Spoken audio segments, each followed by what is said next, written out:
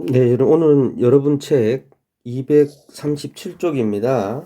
인사행정론 중에 인사행정 제도에 대해서 제도 중에서 정실주의와 엽관주의 그리고 실적주의를 공부하도록 하겠습니다. 지난 시간에도 말씀드렸듯이 인사행정의 이 제도는 기본적으로 그 나라가 어떠한 인사행정의 프레임을 가지느냐의 문제입니다. 그죠? 우리나라는 이러한 인사행정의 프레임을 가지고 있습니다. 이러한 프레임이기 때문에 뒷장에서 배우게 될 공직 구조, 그리고 인사관리, 공무원의 행동 구조문, 다 우리가 이러한 프레임을 가지고 있기 때문에 거기에 대한 하나의 요소들도 나타난다는 생각을 가져야지 인사행정 전체를 제대로 공부할 수 있고 좋은 답안을 쓸 수 있다고 말씀을 드렸습니다. 정실주의와 먼저 제1절 정실주의와 역관주의를 보도록 하겠습니다.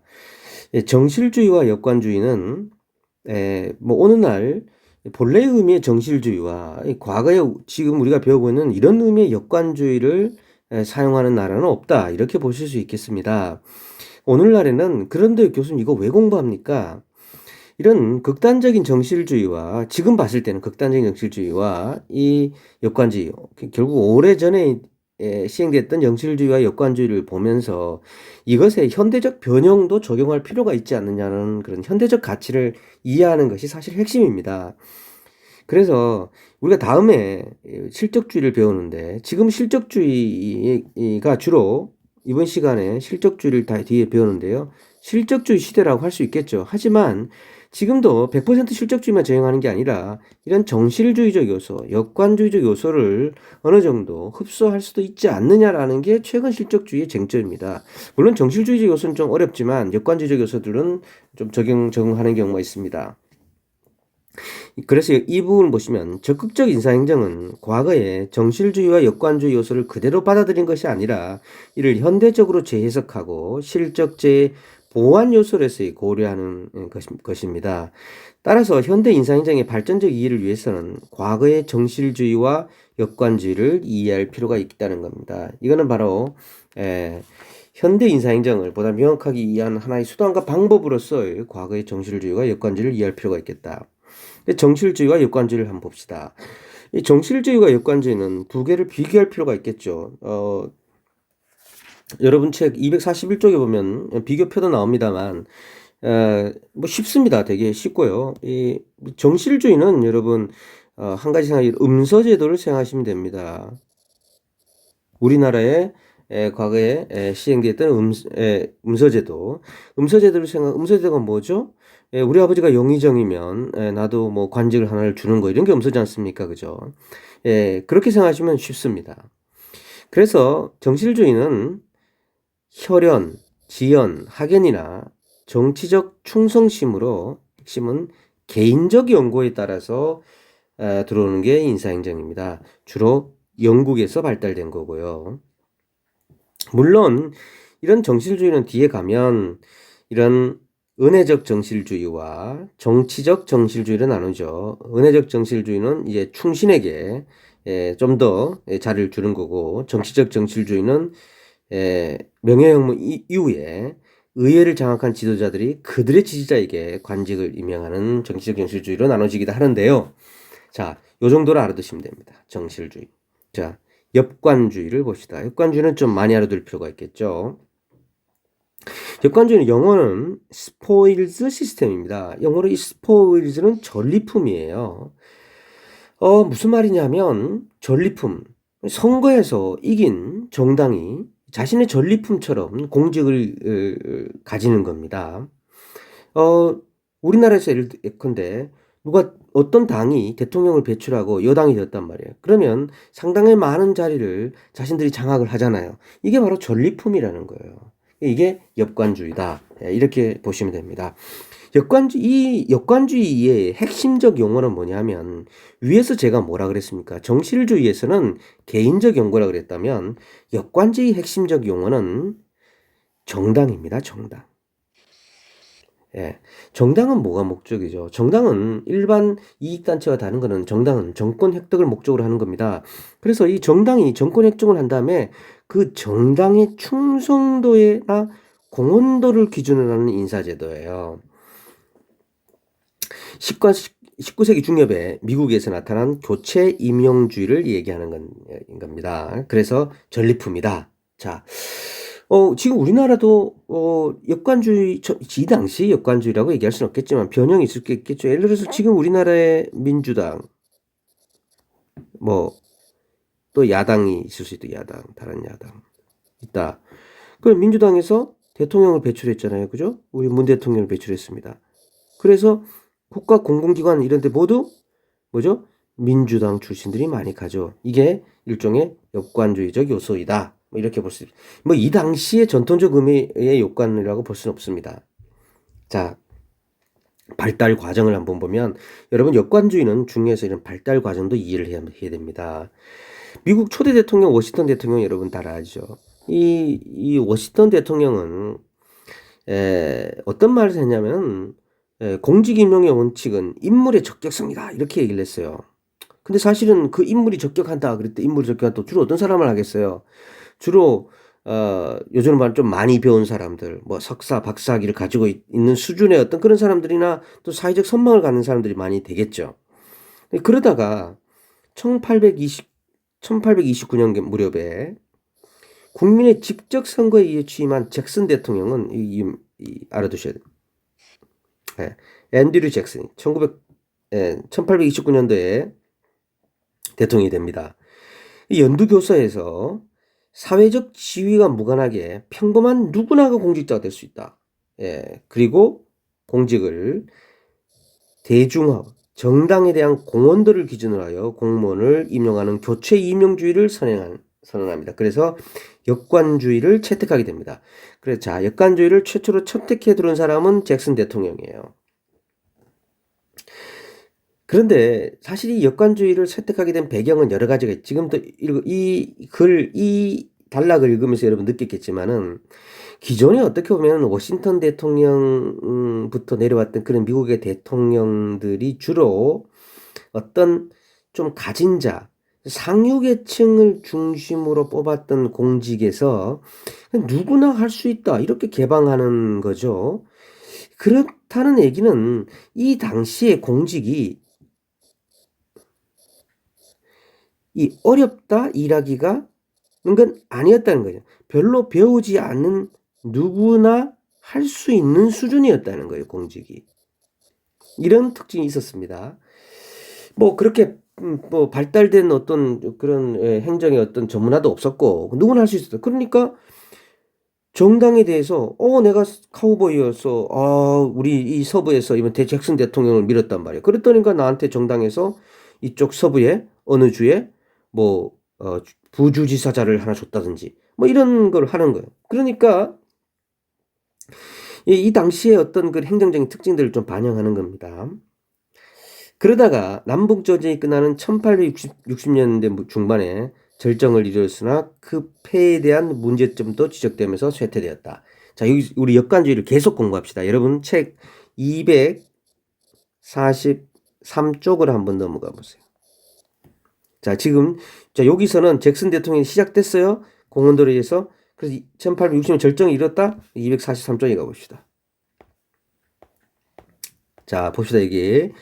여기는 역관주의는 잭슨 대통령 시대 시작까지 남북전쟁이 끝나는 1860년 절정을 이뤘다. 그런데 역관주의 폐해에 대한 비판의 목소리가 높아지기 시작했어요. 이 비판의 목소리가 높아지는 건 여러 가지로 있을 수 있어요. 첫째, 문제가 있겠죠. 그죠? 뭐 정당을 전리품이라 그래가지고 막 나눠주는 거 이런 문제점도 있을 수 있겠고 또 다른 거는 환경적으로 행정이 뭐예요? 전문화되어 갑니다. 그러니까 전문가들이 와야 되는데 뭐 정치적 지지를 했다고 해서 그 사람들 뽑으면 안 되지 않느냐 이런 거죠. 핵심적인 일이 이 가필드 대통령이 1880년 19세기 후반에 가필드 대통령이 이 공직 분배에 불만을 품은 역관주의자에 의해서 피살을 당해요. 이 가필드 대통령이 어떤 공약을 했었냐면 이 친구한테 이 살해자한테 뭐 했는지 안 했는지 모르겠어요. 뭐 스토리는 그렇습니다. 내가 대통령이 되면 뭐 어떤 자리를 주겠다 이거죠. 역관주의니까 그랬는데 안 준 거예요. 그러니까 넉 달 뒤에 총으로 쏴 죽여버렸어요. 이건 너무나 무서운 일이죠. 그랬다, 이거 진짜 역관주의 안 되겠다 해서 미국이 역관주의를 이제 접게 됩니다. 자, 요 과정, 잭슨 대통령부터 시작돼서 갓필드 대통령의 사망으로 끝이 났다. 이렇게 알고 다시 돌아가 봅시다. 네, 이러한 역관주의의 장단점을 한번 봅시다. 장단점을 보면, 먼저 장점은, 여러분 되게 상대적으로 봐야 돼요. 이 역관주의가 이거 봅시다. 행정의 민주화와 민주주의 평등 운영에 기여했다. 이 말도 맞아요. 민주화를 했잖아요. 왜? 일반 대중을 개방하고 누구든지 할 수 있도록 민주주의에 부합하는 관료를 이뤘어요. 왜? 상류층이 독점하던 것들을 누구나가 할 수 있도록 했어요. 하지만 단점이 더 보여? 공직의 기회균등의 저해 측면이 있다는 거예요. 누구나가 할 수 있는 게 아니라 정당에 대한 충성도를 했음에 기회균등의 저해 논점입니다. 이런 것들을 잘 이해해야 됩니다. 비교해서 여러분. 네. 정당 정치 발달이 기여했다. 그렇게 조금 아까 봤으니까. 행정의 대응성과 책임성이 왜 그럴까요? 선거에서 심판받은 사람들이 우르르 몰고 들어가니까요. 내가 대통령 되면 이거 해주겠다. 그래서 난 그와 유사한 사람들이 대통령 밑에서 일을 하고 있기 때문에 책임성이 강해지겠죠. 그 관료의 특권화와 공직의 침체화를 방지할 수 있었죠. 뭐 왜 침체화는 오래 안 되죠. 대통령 바뀌면 또 싹 다 바뀌어버려요, 관료들이. 단점이 뭐예요? 관료가 집권 정당의 도구로 전략하는 거죠. 집권 정당이 마음대로 관료들을 이렇게 저렇게 움직이는 겁니다. 행정의 전문성과 능률성의 확보가 어렵죠. 왜냐하면 계속 교체가 되니까요. 계속성도 확보가 어렵습니다. 이 정실주의와 역관주의를 비교하는 이 표는 지금 제가 설명하는 걸 보면 다 이해할 거고 절대 외우지 마시고 이거 이해하시기 바랍니다. 자, 현대 한국에서의 정실주의와 역관주의를 볼 필요가 있어요. 이게 좀 중요하죠. 우리나라가 지금 어떤 정도의 어떤 요소가 있느냐. 우리나라의 고려시대와 조선시대 음서제도와 영기의 정실주의와 유사한 형태를 볼 수 있습니다. 근데 우리나라는 1949년 국가공무법에서 이미 실적주의의 원칙을 천명해버렸어요. 그래서 우리나라는 사실 지금 대한민국이 설립되면서 대한민국은 실적주의를 일단 채택했다고 볼 수 있습니다. 그래서 사실 정실주의 인정되지 않아요. 하지만 음성적으로 61년도까지 어느 정도 정실주의 요소가 있었겠죠. 네, 뭐 그 정도만 알면 되고. 근데 역관주의는 어떠냐? 역관주의는 지금 미국 뒤에 당시 역관주의처럼 대통령이 되면 뭐 싹 갈아치우고 이런 정도의 역관주의는 아닙니다.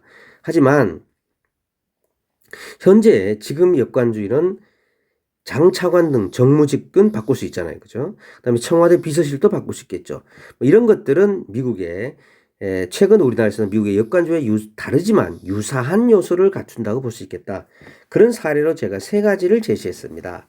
첫째가 청와대 대통령 비서실의 경우 일반직 공무원의 20% 범위제에서 임기제, 계약직을 뽑을 수 있다는 거죠. 무슨 말이냐면 청와대는 두 가지 부류의 사람들을 일을 한다는 겁니다. 어떤 부류의 사람들이냐 하면 일반직 공무원들, 여러분처럼 들어가서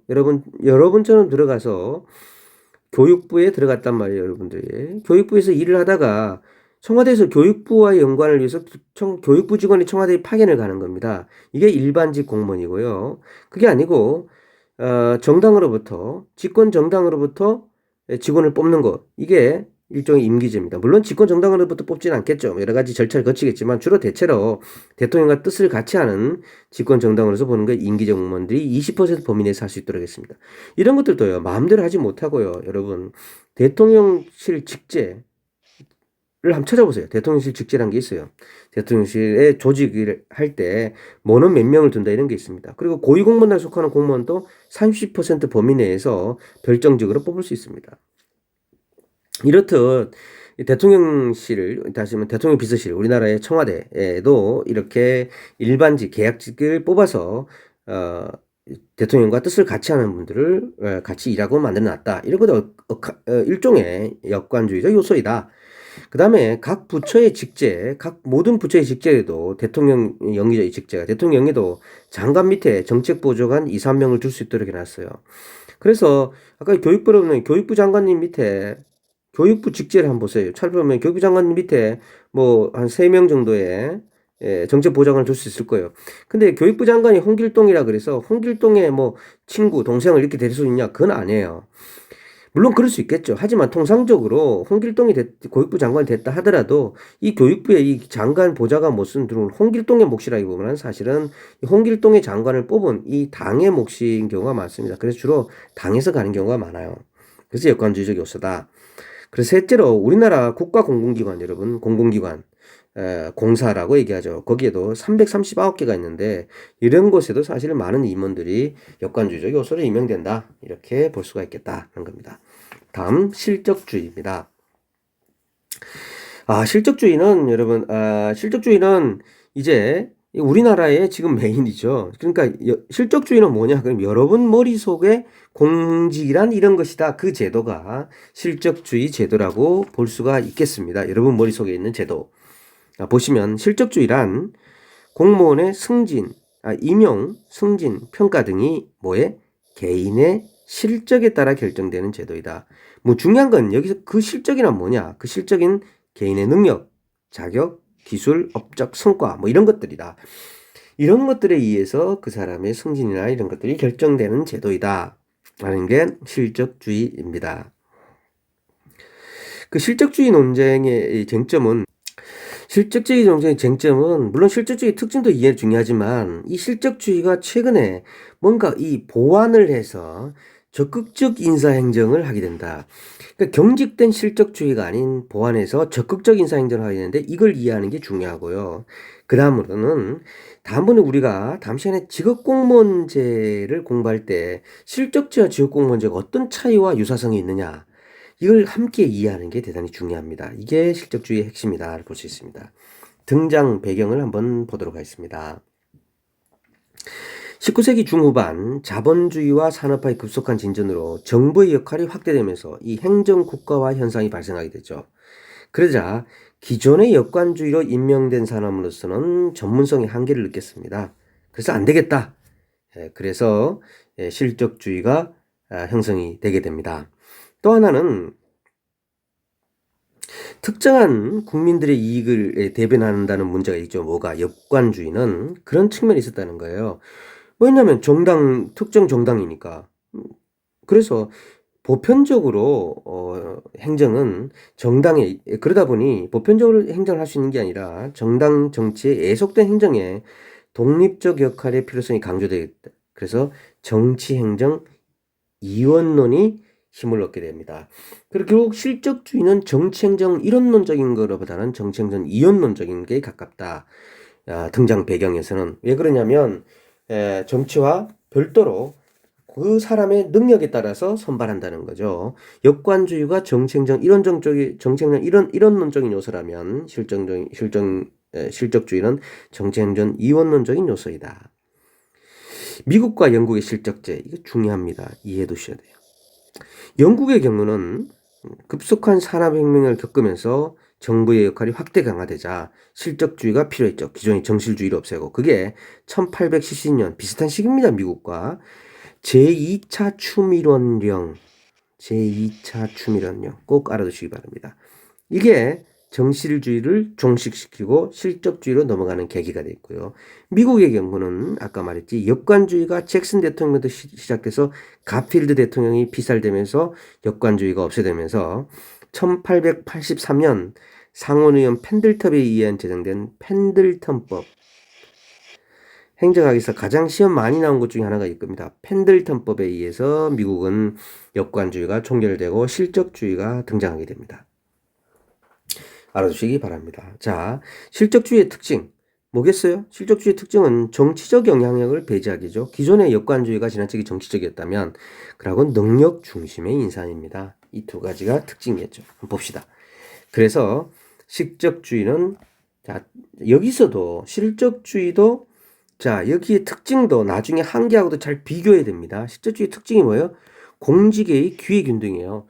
자 지금 여러분들처럼 9급 7급, 5급 시험 봐서 실력 있으면 합격하는 거예요. 그죠? 그래 능력, 성적 위주, 공개 경쟁 시험을 본다는 거고 정치적 중립성이다. 역관주의가 정치적인 정도에 따라서 인관됐다면 이거는 정치 중립성이다. 그 다음에 공무원의 신분 보장이 된다. 너 열심히 일하면 된다. 공평무사한 행정을 가능하게 하는 겁니다.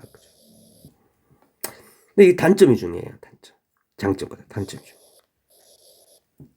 첫째, 아까 특징에서 봤듯이 뭐죠? 기회균등의 한계이다. 기회균등의 한계가 발생하네요. 기회균등에. 왜 기회균등이 무슨 기회균등의 한계이냐? 여기에서 아까 기회균등을 보장한다고 그러고서 왜 또 단점이 한계입니까? 자, 학력이나 자격증 위주로 하기 때문에 사회적 약자에게는 불리한 현상이 발생했다. 둘째, 실적주의가 말하는 실적과 공개 경쟁에서는 실제로 실적을 객관적으로 평가하기 어렵다. 지금도 그렇잖아요. 실적을 뭐로 보고 실적을 할 것이냐. 셋째, 공무원의 정치적 중립은 개인의 정치적 자유라는 기본권에 대한 침해가 될 수 있었다.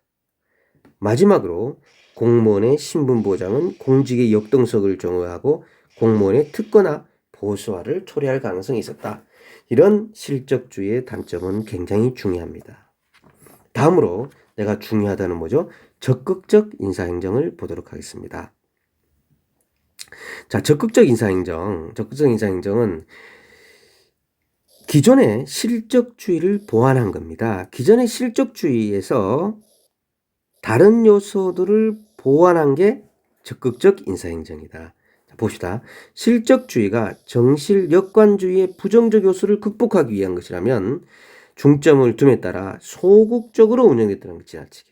그래서 인사행정의 신축성과 생산성을 높이고자 적극적 인사행정이 도입되는데 이 적극적 인사행정은 실적주의의 기본 원리를 따르지만 이를 시대의 변화에 맞춰 재해석, 보완한 것이다. 그 기존의 실적주의를 재해석, 보완한 것이 적극적 인사행정이다. 굉장히 중요합니다. 그러면 어떻게 하느냐? 기존에 우리가 버렸던 역관주의적 요소도 어느 정도 도입하는 거. 아까 말씀드렸듯이 청와대나 장차관들의 정무직 임용. 그 다음에 기회균등을 적극적으로 해석하자. 자, 우리 다음에 배우는 대표관리제한테 배우게 되겠죠. 그때 대표관리제를 도입하게 돼. 그때 배우게 됐듯이 소외계층과 장애인에 대해서 우리 저소득층과 장애인에 대해서 특별한 임용을 합니다. 이런 걸 허용하자는 거예요. 그 다음에 조금 여러분 어렵게 느낄 수 있는데 신공공관리론적 요소를 도입하자. 신공공관리론은 뭐냐? 이런 기업가적 정부입니다.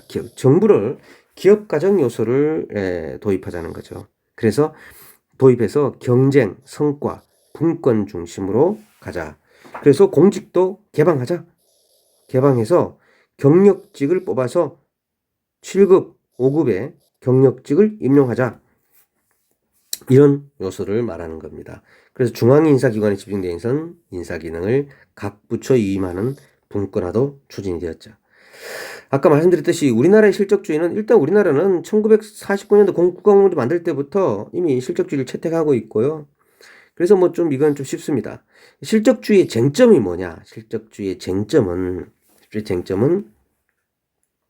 아까 봤던 그 실적주의의 네 가지 특징을 어떻게 시대 환경의 변화와 국민 요구에 대응하여 적절하게 변형하여 사용할 것이냐의 문제죠. 아까 말씀드렸듯이 대표 관리제 요소를 우리나라에 많이 지금 변형하고 있죠. 그것도 쟁점이고, 그 다음에 또 가장 큰 문제는 역시 실적을 어떻게 측정할 것이냐의 문제. 실제로 현장에 가면 그런 문제들이 있다 보시면 됩니다. 자, 여기까지 정실주의, 역관주의, 실적주의를 마치도록 하겠습니다.